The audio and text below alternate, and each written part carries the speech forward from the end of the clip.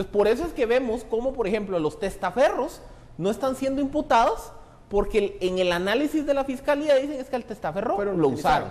Un Víctor Hugo Hernández no está siendo imputado porque cuando todo empezó a tronar, él dijo, no, yo estoy ahí metido. Aquí está la información clave. Ok, vamos a la segunda pausa, regresamos con los mensajes de la audiencia SF Delatores. Volvemos.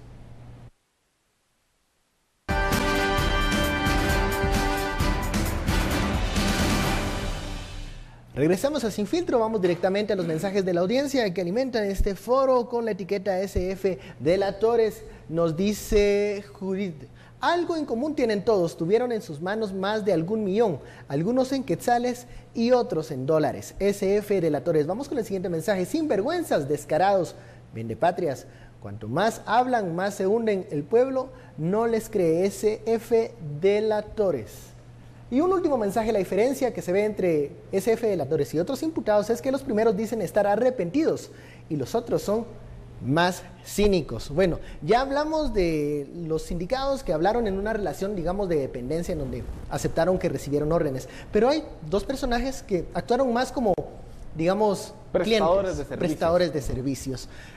¿Qué nivel de responsabilidad tienen, según lo que han dicho? Porque también han rechazado las acusaciones del Ministerio Público. A mí el caso de Mario Cano me parece interesantísimo. 2 horas, más de 2 horas habló ¿Por Cano. qué me parece interesantísimo? Porque siempre hay una línea muy delgada respecto a la responsabilidad que tienen los notarios en este tipo de operaciones de lavado. Por ejemplo, ¿hasta dónde yo puedo imputar a un notario que lo único que hizo fue constituir una sociedad anónima y no sabía para qué iba a ser utilizado?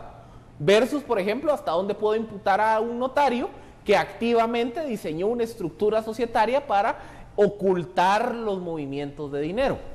O sea, el que sabía para qué se iba a utilizar. Entonces, por ejemplo, la acusación contra Mario Cano, ¿en qué se resume?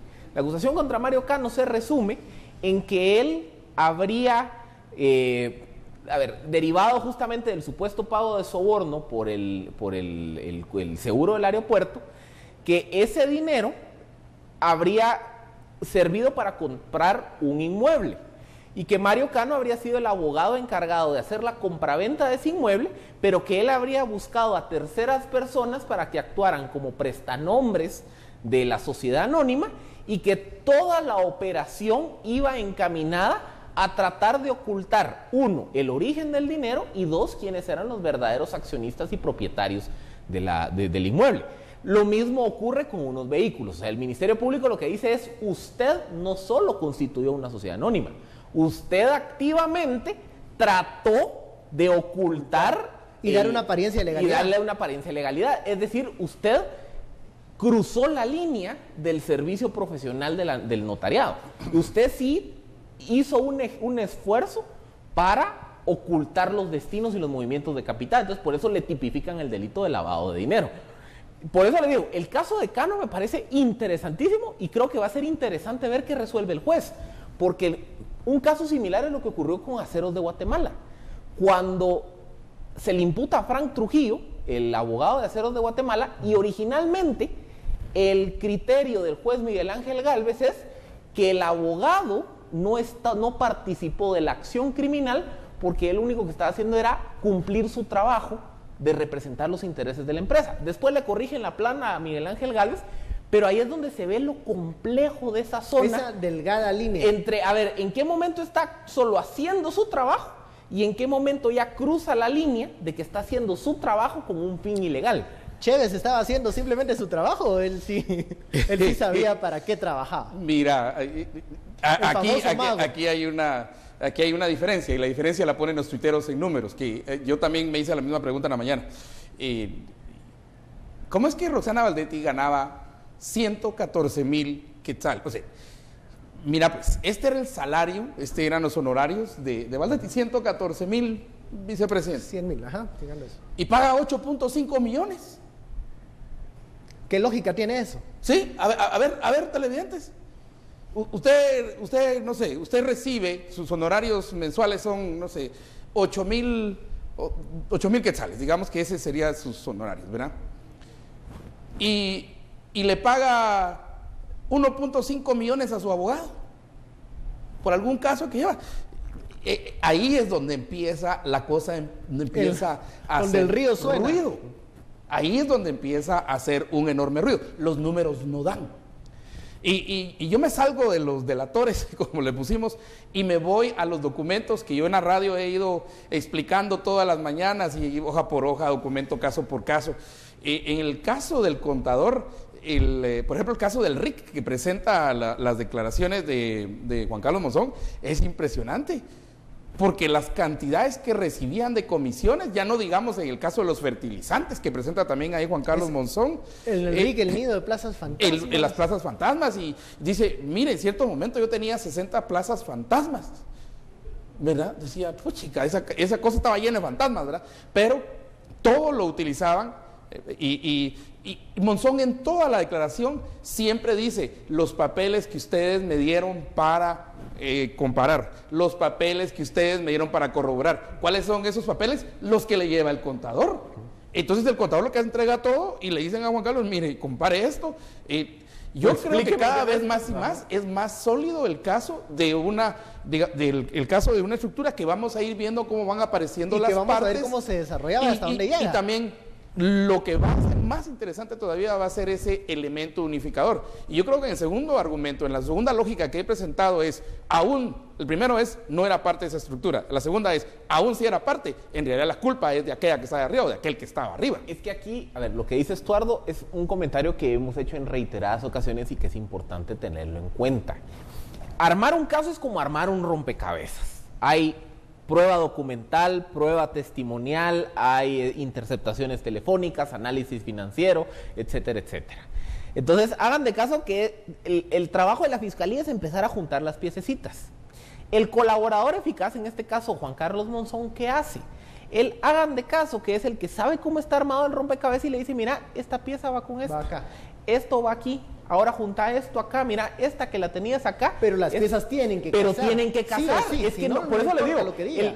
el colaborador eficaz lo único que hace es ayudar a la Fiscalía a armar el rompecabezas con las piezas que ahí están. Solo por el testimonio del colaborador o de un testigo o de alguien que denuncia, si no está sustentado en otro tipo de prueba, no sirve de nada. Por eso que tenés que ir a los documentos, los documentos de la declaración de Juan Carlos, porque él siempre dice, de acuerdo con los documentos, con los papeles que ustedes me dieron para corroborar, para decir funciona o no funciona. Bueno, Estuardo, pero si leemos esa declaración, en cada línea habría un germen de una nueva investigación en otra institución, porque estamos viendo el caso del RIC, ¿verdad? Que llegaron con un Omar Nájera, el Omar y el Juan Carlos, y de repente le dijeron ahí, mire, esto está tomado por Tonocoro, aquel que manda es Tonocoro, y él dijo que iba a pasar 50,000 quetzales mensuales a y entonces Roxana. La investigación va a otros partidos políticos. Sí, y entonces de repente dice, mira, aquí ya no hay nada. Entonces fueron a excavar y a ver qué conseguían ahí, que sí, puros chuchos a huesos, a ver qué conseguimos aquí. El software, ¿verdad? Y fíjate que hicieron un evento de software, ¿verdad? Y todavía software de 8, de 4, de 5, de 6, de 9, de 10. Y entonces dijeron, no hay uno más caro. Sí, el de 12. ¿Por qué el más caro? Porque era el que más comisión les iba a dar. Entonces llega y les pagan la comisión. Él lo cuenta ahí. Ya, no, lo cuenta. Dice, tanto me dieron a mí, tanto le dieron a Omar, ¿verdad? 400,000 a cada uno. Esas van a ser las réplicas del tsunami. Sí, y después los echan. Los echan a los dos, al Juan Carlos y al Omar, los echan de ahí del RIC, y se queda un Alex Girón. Alex salen unos, pero entran otros, y Ayuso, con los mismos objetivos. Y entonces hay un chavo que se llama Abner que vende el software y le dio pisto a estos, y a nosotros dos, y dijeron, nosotros también queremos pisto. Y entonces dijeron, no, yo ya le di a Juan Carlos y ya le di a Omar, ustedes no van a dar nada. Entonces él dice que le dio 766,000 quetzales ¿cómo se llama? A la Ayuso, a la directora de ese lugar, y que ella le dijo que era para Roxana. Bueno, y entonces le preguntan a Roxana y dice que Roxana dijo, no me dieron nada. Bueno. Entonces empieza, eso hay que leerlo, es que hay que leer ese documento porque es sin fascinante. Duda, Estuardo disfruta mucho. Y es donde las pruebas y está el contador, porque en todo esto, Digamos, estos casos los utilizaron para pagar secretarias, espacios, para pagar luz, agua, de todo. Las Los 60 datos plazas operativos fantasmas, de la los red. datos operativos de las cuentas de Roxana. Y cuando se leen estas 60 plazas esta fantasmas. declaración, vemos ahí muchas más aristas para investigar Ahí y está más en el casos documento. que se tienen que profundizar. Muchísimas gracias, Estuardo. Solo Philip. un dato, mañana en teoría declara Roxana Valdetti y Otto Pérez. O sea, Así que, y los exministros. O sea, vamos a tener que tener más tiempo para Sin Filtro mañana. Si hay declaraciones, esperemos que Suficiente se animen café para a mañana. hablar frente al juez Miguel Ángel Gálvez. Nuevamente, Philip, Estuardo, muchísimas gracias por este análisis y a usted muchísimas gracias por sintonizarnos. Esto fue Sin Filtro, el espacio donde usted saca sus propias conclusiones. Feliz noche, nos vemos mañana, pendiente con la audiencia.